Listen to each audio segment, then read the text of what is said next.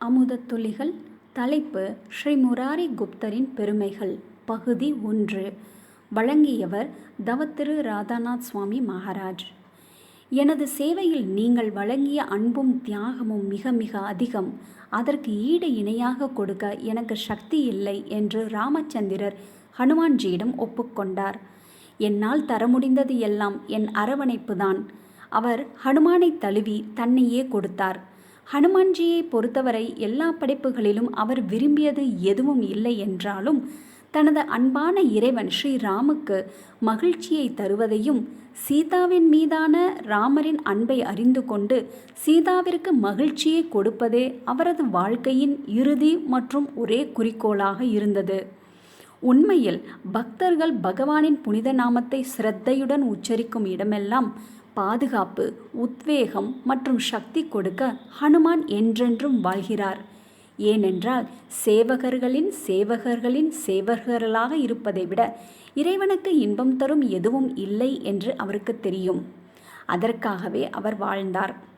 இதேபோல் கோபிகள் பெரிய தியாகங்களை செய்து சரத் பூர்ணிமா அன்று கிருஷ்ணரை சந்திக்க இது போன்ற அபாயங்களை சந்தித்த போது கிருஷ்ணர் நேர்மையாக தனது இதயத்தை வெளிப்படுத்தினார். பிரம்மாவின் முழு வாழ்நாளிலும் கூட என்னிடம் உள்ள அனைத்துமே கொடுத்தாலும் உங்கள் அன்பிற்கு ஈடாக உங்களுக்கு திருப்பிச் செலுத்த எனக்கு சக்தி இல்லை என்றார். மேலும் கிருஷ்ணர் எல்லா ஆன்மீக மற்ற ஜட உலகிலுள்ள எல்லாவற்றிற்கும் உரிமையாளர் என்றாலும் உங்கள் அன்பிற்கு ஈடாக உங்களுக்கு திருப்பிச் செலுத்த எனக்கு சக்தி இல்லை என்கிறார். இதுதான் கிருஷ்ணரின் இயல்பு. அது கடவுளின் இயல்பு. நன்றியுணர்வு என்பது ஆன்மீக முன்னேற்றத்திற்கு மிகவும் அவசியமான நற்பண்புகளில் ஒன்றாகும். நன்றியுணர்வுள்ள இதயம் பக்தியின் விதை வளர வளமான வயலாகிறது. அந்த நன்றியுணர்வின் தோற்றம் பக்தர்களின் அன்பிற்காக கிருஷ்ணரின் மற்றும் கிருஷ்ணர் மீதான அன்பிற்காக பக்தரின் பரிமாற்றம் ஆகும். தத்தேனோ கம்பாம் சுஷமிக் ஷமானோ புஞ்சான ஏவாத்ம கிருதம் விபாக்கம். ஸ்ரீமத் பாகவதத்தில் பிரம்மதேவர் நமக்கு கூறுகிறார். இப்பதத்தை ஸ்ரீல பிரபுபாதர் அடிக்கடி மேற்கோள் காட்டுவார். இது ஆன்மீக முன்னேற்றத்திற்கான ஒரு அடித்தள போதனை. கஷ்டங்களும் சிரமங்களும் வரும்போது கூட உலக மதிப்பீட்டால் அவை மிகவும் நியாயமற்றவை என்று தோன்றினாலும் நாம் செய்ய வேண்டியதை தேவைக்கேற்ப கையாள வேண்டும். இருப்பினும் நம் இதயங்களில் கிருஷ்ணருக்கு நன்றியுடன் தலை வணங்குகிறோம். கடினமான காலங்களில் கூட தஞ்சமடைய இது எனக்கு ஒரு வாய்ப்பாகும். பகவான் சைத்தன்யர் பல பக்தர்களுக்கு பல வழிகளில் அவர்களின் சேவைக்காக தான் கடன்பட்டுள்ளதை வெளிப்படுத்துவார்.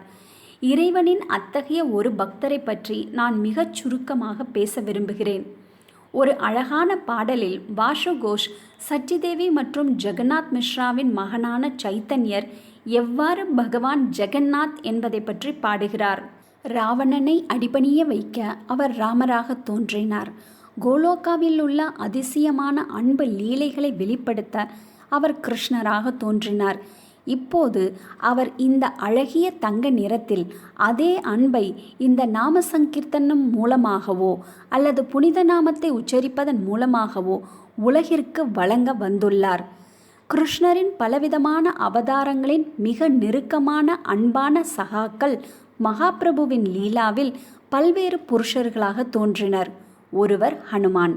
இந்த உலகத்தில் இறைவன் எங்கு எப்போது தோன்றினாலும் இறைவனின் சேவகனாக இருக்க வேண்டும் என்பது ஹனுமானின் விருப்பமாக இருந்தது. அவர் முராரி குப்தராக வந்தார். குணப்படுத்தும் ஆயுர்வேத மூலிகைகள் நிறைந்த கந்தமாதன மலையை இமயமலையிலிருந்து சுமந்து வந்து லக்ஷ்மணனை ஒரு பெரிய பேரழிவிலிருந்து காப்பாற்றியதால் ஹனுமான் மிக உயர்ந்த ஆயுர்வேத மருத்துவராக கருதப்படுகிறார். ஹனுமான் ஒரு சிறந்த யோகி, சிறந்த ஆயுர்வேத மருத்துவர், கவிஞர், அறிஞர், இசைக்கலைஞர், விளையாட்டு வீரர், கட்டிடக் கலைஞர், பொறியாளர், அவர் எல்லாம். ஏனென்றால் அவர் எந்த வகையிலும் ராமரின் சேவையில் ஈடுபட முடியும். தனது முழு மனத்தையும் ஆத்மாவையும் அகங்காரம் இல்லாமல் சரணடைந்தார். எனவே அவர் எதை செய்தாலும் அவருக்கு முழு பலம் கிடைத்தது. அவர் முராரி குப்தராக வந்தார். ஆயுர்வேத மருத்துவராக இருந்தார். ஸ்ரீ நவத்வீப் தாமில் வாழ்ந்த மருத்துவர். கங்கைக்கரையில் உள்ள நவத்வீப்பில் அவர் குடும்பத்துடன் சம்சாரியாக இருந்தார்.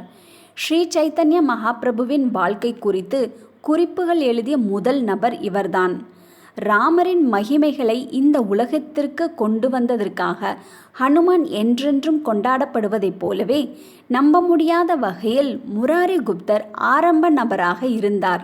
மேலும் தனது அன்பான இறைவனை மகிமைப்படுத்த அவரது சைத்தன்யரின் வாழ்க்கை வரலாற்றிலிருந்து மற்ற அனைத்து சுயசரிதைகள் யாவும் தொகுக்கப்பட்டன.